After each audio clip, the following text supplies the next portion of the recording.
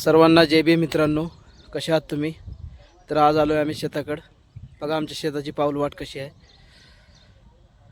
पुढं भाचा बहीण माझे लेकर चालले आता.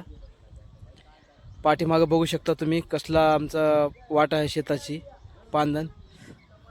आलो आहे आम्ही शेतामध्ये. बघू शकता आमची तूर आणि उडीद, एका साईडला तूर उडीद आणि एका साईडला मूग आणि कापूस आहे. ह्याच्यामध्ये पण कापूस आहे. मस्त झाडाखाली गेलो, थंडगार वातावरण खूप छान वाटत होतं. ह्या साईडचं थोडं उडीद थोडं कमीच उठलेलं आहे, म्हणजे त्याची वाढ झालेली नाही. कारण ह्या साईडला बघा उडदाला फुलसुद्धा आलेलं आहे आणि खूप एकदम छान असं वातावरण शेतातलं आहे ना. बघू शकताय आपलं हे कापूस आणि उडदाला पण फुल आलेलं आहे. तुम्हाला दाखवतो मी.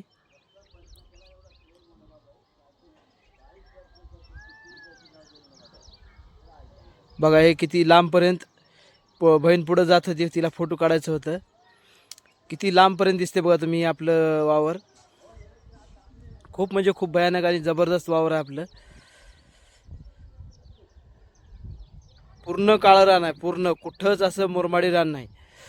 जे इकडं पाठीमागं जे आहे ना तुम्हाला दिसलेलं सुरुवातीला, त्या ठिकाणी विहीर काढलेली होती. ते विहिरीचं पूर्ण मुरुम असं लेवल केलं होतं. तर ते मुरुम जर बाजूला जर काढलं ना त्याचं, तर JCBच्या साहाय्यानं, तर तिथं पण पूर्ण काळी माती आहे खाली. पहिले जे शेतकऱ्यांना केलं होतं तसं. पण आपण जे आता वाही केले ना, तर एकच नंबर पूर्ण सगळं शेतामध्ये हे केलेलं आहे. कुठंच तण दिसणार नाही आपल्या शेतामध्ये. बघा कापसाची वाढ कशी झाली खाली खाली. आई वडील पाठीमागं असं तण काढत येत होते. माझ्या लेकराला चलायच येत नव्हतं कापसामध्ये, तर त्यांनी सांगत होते की दमानं या पडचाल. त्यांना माहितीच नाही ना शेतामध्ये येऊन कधी, पहिल्यांदा शेतामध्ये गेले. बघू शकता बघा तण कुठं तर दिसते का. कापसाची वाढ पण किती छान झाली. गेलो आम्ही पार त्या कडेला. आता हळूहळू हळूहळू जात होतं, कारण का की धाटावर जर पाय जर बसला तर धाट मोडून जाते ना. आपल्याला एक एक धाट महत्वाचं राहते. इथं बहीण फोटो काढत होती. तिला एवढं कापूस आणि मूग बघून आहे ना, तिला फोटो काढण्यासाठी मोहच आवरला नाही. मस्त फोटो काढत होते. वडील त्या कडेला गेले. पोरगा आता माझ्या मागे यायला बघलाले. त्याला म्हणत होतं येऊ नको, तरी त्यानं कसं येऊ काय नाही, कसं येऊ काय नाही म्हणत. बघू शकता तेव्हा त्या कोपऱ्यापर्यंत आपलं शेत आहे आणि तिथं रोड पण आहे आपला. मोठा रोड पण गेला आपल्या शेताजवळून. हायवे देगलूर ते इकडं मुखेड. बघा धुऱ्याचं गवत पण किती छान आलेलं आहे. हे गवत ढोरे एवढे जबरदस्त खात्यात ना.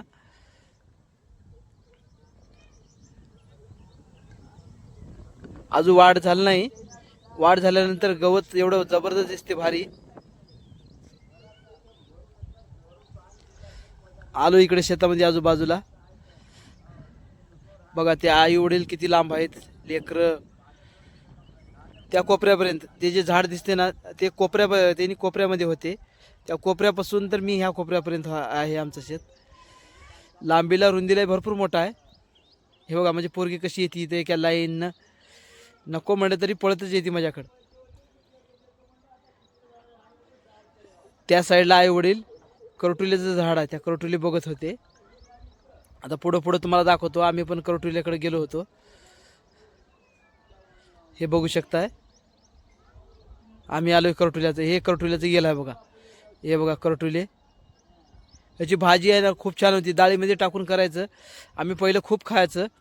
आत्ताच आम्हाला भेटत नाही तर पुण्याला गेलं तसं. आणि आम्ही तिकडे पुण्यामधले खात बी नाही. गावरान ते गावरानच असते. तरी आम्हाला एक भाजी होईपुरतं भरपूर भेटले आम्हाला करटुले. डाळीमध्ये घालून आम्ही मस्तपैकी भाजी केलो. एवढे छान लागले ना. बघू शकता येईल हो काय त्याचा. याला कोणतं काही लावायचं बी लागवड करायची नसती, काही नाही. आपोआप ते कोण्या ठिकाणी पण उगू शकते.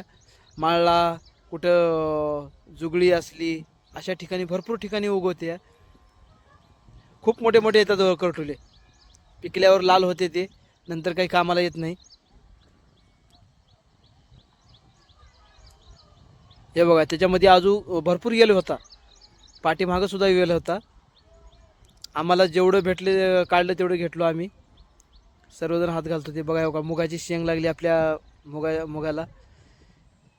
फूल पण बघा किती लय आलेलं आहे. आता आज आई वडील गेले आहेत फवारा मारण्यासाठी, तरी बघू जर निबरले असले तर घेऊन येतील शेंगा. हे भातचा मस्त व्हिडिओ काढत होता त्या ठिकाणी. आणि त्या साईडला पूर्ण मोठा रोड आलेला आहे. हे बघा आई असं गुणानं बसत नाही, लगेच तण दिसलं ना लगेच घेते. पोरीला बघा किती आनंद वाटत होता, कापसामधून पळत होती. हे बघा अजून दुसऱ्या धुऱ्याचं इथे गवत लोकांना भरपूर कापून घेऊन गेलेलं आहे. तिथं काय आमचे जनावर नाहीत, काय नाही, कोणी पण येते घेऊन जाते. हे बघा करटुले एवढे भेटले आता. आणि हे गवत किती छान दिसते. हा आता निघालो आम्ही तिकडं झाडाकडं.